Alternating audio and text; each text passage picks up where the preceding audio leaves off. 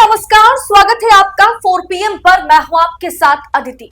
भारत के खिलाफ एक हुए पाकिस्तान, चीन और बांग्लादेश, तीनों देशों के बीच हुई सीक्रेट मीटिंग, वो भी भारत के खिलाफ। अब कहां मुंह छिपाएंगे नरेंद्र मोदी? भारत के खिलाफ दोस्तों बड़ी साजिशें रची जा रही है। तीनों देशों का आखिर गेम प्लान क्या है, बताऊंगी और समझाऊंगी इस वीडियो में, तो आखिर तक बने रहें। दरअसल तेजी से जियोपॉलिटिक्स बदल रही है। भारत की सुरक्षा चिंताएं अब नई शक्ल ले रही है।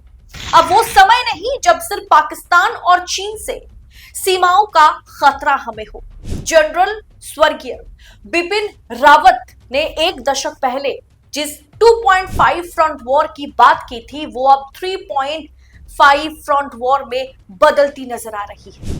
इसकी वजह बनी हाल ही में चीन के कुंगमिंग शहर में पाकिस्तान, चीन और बांग्लादेश की पहली त्रिपक्षीय बैठक।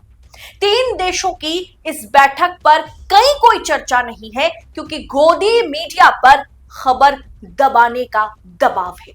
क्योंकि इस मीटिंग ने एक बात को साफ कर दिया है कि मोदी जी भारत को विश्व गुरु बनाने चले थे, लेकिन आज भारत को उन्होंने कहां से कहां ला दिया कि बांग्लादेश, पाकिस्तान और चीन साथ में बैठकर भारत के खिलाफ सीक्रेट मीटिंग कर रहे हैं। अब दोस्तों, बांग्लादेश ने भारत के खिलाफ चीन और पाकिस्तान के साथ हाथ मिला लिया है। पूरी दुनिया की नजर इजराइल, ईरान, अमेरिका पर है। इजराइल और ईरान के बीच चल रही लड़ाई पर है, जंग पर है, वॉर पर है। लेकिन एशियन कंट्रीज में भी एक वॉल्केनो जो है वो एकदम सुगबुगा रहा है। एक वॉल्केनो जो है वो फट सकता है किसी भी समय में, जिसे पूरी तरह से नजरअंदाज किया जा रहा है। वो है भारत बनाम पाकिस्तान, चीन और बांग्लादेश। पहलगाम हमले में बांग्लादेश ने साफ कह दिया था, मतलब बांग्लादेश के आर्मी चीफ का बयान आया था, पूर्व आर्मी चीफ का बयान, कि अगर पाकिस्तान पर भारत हमला करता है तो पाकिस्तान पर अगर भारत हमला करता है तो बांग्लादेश चुप नहीं बैठेगा। बांग्लादेश पाकिस्तान के साथ खड़ा है। वैसे बांग्लादेश में तख्ता पलट के बाद, शेख हसीना की सरकार जाने के बाद यह समझ में आ गया था कि बांग्लादेश अब भारत का साथ देने वाला नहीं है। लेकिन बांग्लादेश के साथ समझौता करने, बांग्लादेश को लाइन पे लाने में मोदी सरकार, विदेश मंत्रालय चूक जाएगी, यह किसी ने नहीं सोचा था। और अब पानी दूर तक बह गया है। मीटिंग को डेवलपमेंट फ्रेंडली ट्रिलेटरल डायलॉग कहा जा रहा है, लेकिन इसका राजनीतिक अर्थ, कूटनीतिक अर्थ कहीं आगे है। बैठक के बाद जारी बयान में साउथ एशियन रीजन में पीपल सेंट्रिक डेवलपमेंट की बात की गई है, मगर बांग्लादेश के कार्यकारी नेतृत्व और चीन के साथ उसकी हालिया नजदीकियों को देखते हुए भारत के ये डिप्लोमेसी से कहीं ज्यादा स्ट्रैटेजिक अलाइनमेंट माना जाएगा। मतलब ये कोई नॉर्मल डिप्लोमेसी या फ्रेंडली एटमॉस्फेयर बनाने की तीनों देशों के बीच कोशिश नहीं है, बल्कि ये भारत के खिलाफ एक स्ट्रैटेजिक अलाइनमेंट, एक स्ट्रैटेजिक गठबंधन जैसा लग रहा है। मार्च 2025 में बांग्लादेश की अंतरिम सरकार के chief adviser professor Muhammad Yunus ने चीन दौरे में बांग्लादेश को चीन का राजनीतिक और आर्थिक साझेदार बताया था। उन्होंने कहा था कि चीन को, मतलब जो पूर्वोत्तर भारत है, जो ईस्टर्न इंडिया है, जो नॉर्थ ईस्ट इंडिया है, उसके बाजार तक पहुंचने के लिए बांग्लादेश को रास्ता बनाना चाहिए। यही वो बयान था जिसके बाद भारत ने 17 मई को बांग्लादेश के कपड़ा उत्पादों पर पाबंदी लगा दी थी। शेख हसीना के प्रधानमंत्री रहते समय तक बांग्लादेश भारत का राजनीतिक मित्रता, अब कह सकते फ्रेंडशिप, हमेशा बहुत अच्छा रहा। लेकिन जैसे मैंने आपको पहले ही बताया कि हसीना के तख्ता पलट के बाद मोहम्मद यूनुस के नेतृत्व वाली सरकार, बांग्लादेशी सरकार ने पाकिस्तान और चीन के साथ नजदीकियां जो है बढ़ाई है। जो मैंने आपको कहा कि बिपिन रावत ने कहा था कि 2.5 फ्रंट वॉर पर हम भारत जो है खड़ा है, चीन पाकिस्तान के साथ साथ आतंकवाद, आंतरिक सुरक्षा की भी चुनौती भारत को झेलनी पड़ती है।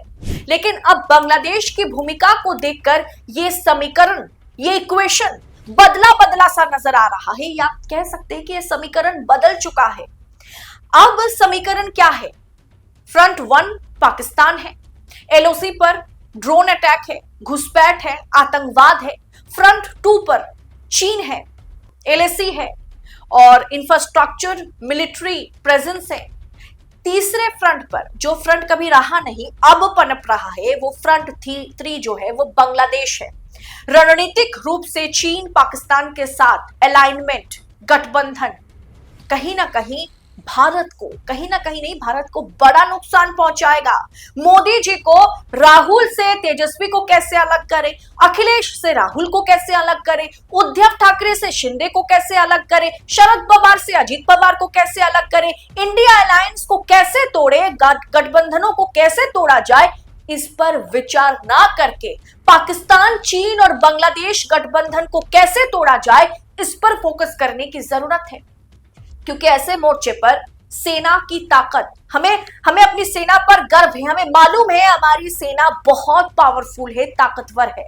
लेकिन इस जगह पे ना सेना की ताकत से भी ज्यादा राजनेता की कूटनीतिक सोच मायने रखता है, जहां हम पूरी तरीके से फेल हो चुके हैं।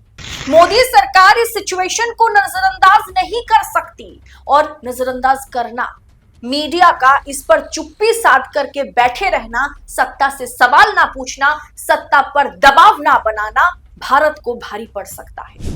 कूटनीतिक और रक्षा दोनों मोर्चों पर बांग्लादेश से जुड़े मसलों को ज्यादा तवज्जो देना होगा।